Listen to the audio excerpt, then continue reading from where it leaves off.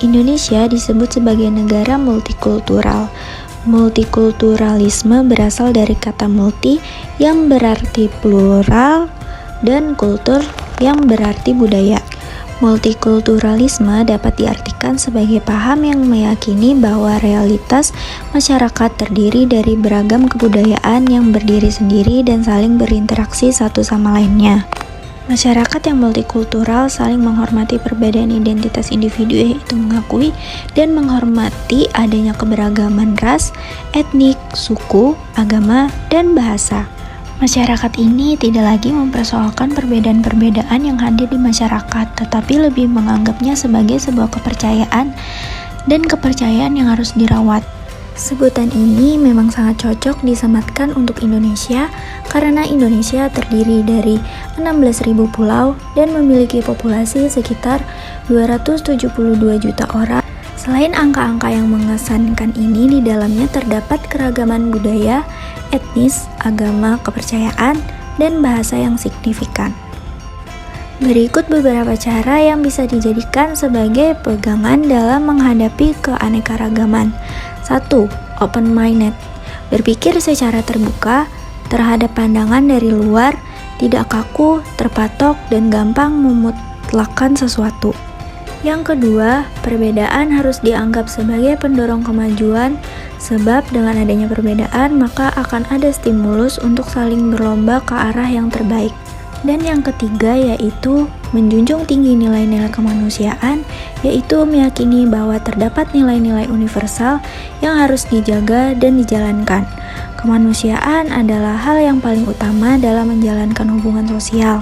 Selain sebagai kekayaan bangsa, keragaman budaya yang ada di Indonesia juga memiliki nilai-nilai yang mampu merekatkan hubungan sosial di masyarakat. Kohensi sosial ialah suatu kondisi hubungan interaksi yang mengakomodasikan perbedaan antara berbagai kelompok di dalam masyarakat, sehingga tidak menimbulkan konflik terbuka.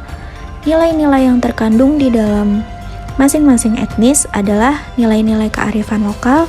Sebagai contoh, salah satu nilai kearifan lokal yang menjadi kebangsaan orang Batak Toba yaitu sistem hubungan sosial Dalihan Notolu yang berperan mengatur hubungan sosial di antara tiga kerabat, yaitu kerabat keluarga, kerabat penerima istri, dan kerabat pemberi istri. Nilai filosofis dari Dalihan Notolu ini yaitu adanya prinsip bahwa untuk mendirikan suatu kampung haruslah dibentuk oleh tiga golongan. Hal ini menandakan bahwa masyarakat Batak menganggap perbedaan sebagai suatu hal yang harus ada. Terdapat beberapa nilai kearifan lokal lainnya di Indonesia, misalnya dalam budaya Mandar dikenal Malili Boyang, dalam budaya Makassar dikenal Abolu si Batang budaya, Kalili mengenal istilah Nosa Rora, Nosa Batutu. Dari suku Jawa terdapat nilai-nilai lokal seperti Desa Mawa, acara negara, Mawatata keanekaragaman budaya tidak hanya mampu menjadi perekat bangsa saja, keanekaragaman bisa menjadi hal yang menguntungkan dan penopang perekonomian masyarakat jika dikelola dengan baik.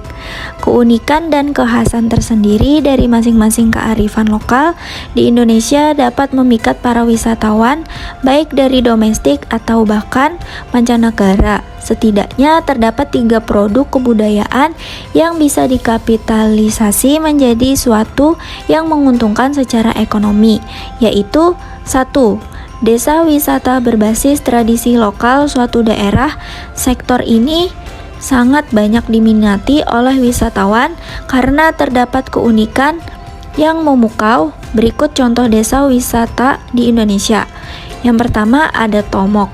Tomok adalah sebuah desa kecil yang terletak di pesisir timur Pulau Samosir, Danau Toba, Sumatera Utara. Desa Tomok menyimpan beragam situs sejarah dan daya tarik budaya Batak yang masih terjaga seperti rumah adat, patung si Gale-Gale, dan pemakaman kuno Raja-Raja Batak. Lalu selanjutnya ada Desa Panglipuran. Panglipuran adalah salah satu desa adat dari Kabupaten Bali, Provinsi Bali, Indonesia. Desa ini terkenal sebagai salah satu destinasi wisata di Bali karena masyarakatnya yang masih menjalankan dan melestarikan budaya tradisional Bali di kehidupan sehari-hari. Arsitektur bangunan dan pengelolaan lahan masih mengikuti konsep Trihitakarana. Filosofi masyarakat Bali mengenai keseimbangan hubungan antara Tuhan, manusia, dan lingkungannya. Yang kedua, yaitu ada aneka kuliner. Terdapat aneka ragam kuliner dari berbagai daerah yang dapat ditawarkan untuk pasar domestik dan pasar internasional. Kuliner adalah bagian dari warisan nenek moyang kita dan telah menjadi identitas budaya dan bahkan mampu mencapai sumber kekuatan. Contohnya seperti soto, rendang, gudeg, dodol, ketupat, sate, gulai, lemang, nasi kuning, dan lain sebagainya. Dan yang ketiga, yaitu ada pentas seni budaya. Pentas seni budaya ini bertujuan untuk menghibur wisatawan dengan kebudayaan lokal dan bisa mensejahterakan masyarakat lokal jika dikelola dengan baik. Contohnya seperti Festival Seni Bali, pertunjukan opera, Batak di Kabupaten Samosir, Sumatera Utara, dan lain-lain. Ain't gonna change.